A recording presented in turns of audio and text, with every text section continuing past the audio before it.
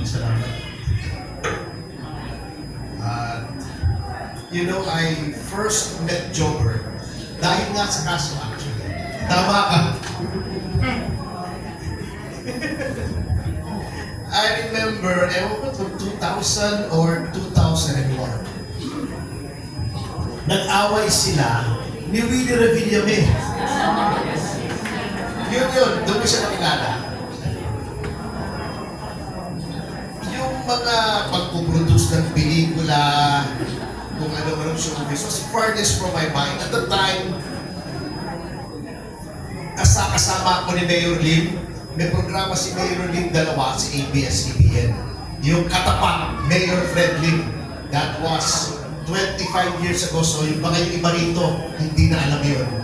Then meron siyang every Monday to Friday na show, yung Pasada sa Estrenta with Kay Dacer. Siguro yung mga old-timers yan, si Romel Placente. Yan, mga old-timers. Si John Fontanilla, alam yun. Si Kay Dacer ang katandem ni Mayor Lim doon sa Pasada sa Estrenta. At sabi niya, Attorney de Pasio, may pakikilala ko sa iyo.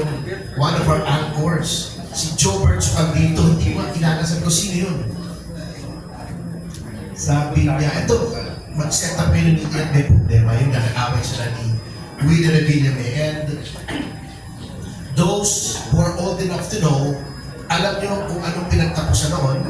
Nagpantak si Willie na kung hindi tatanggalin si Jobber, ay siya ang aalis sa ABS-CBN.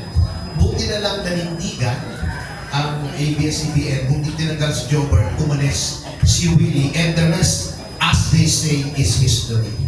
So naging magkaibigan na kami ni Jobber umpisa noon.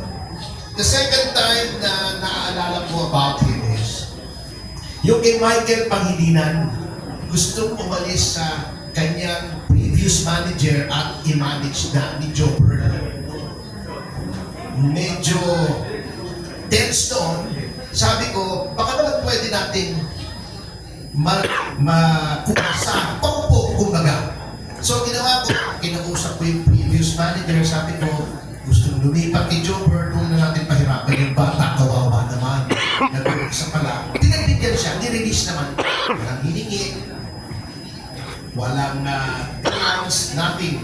Pumunta kay Jobber at natulungan na ni Jobber yung career ng bata. Ganyan po si Jobber.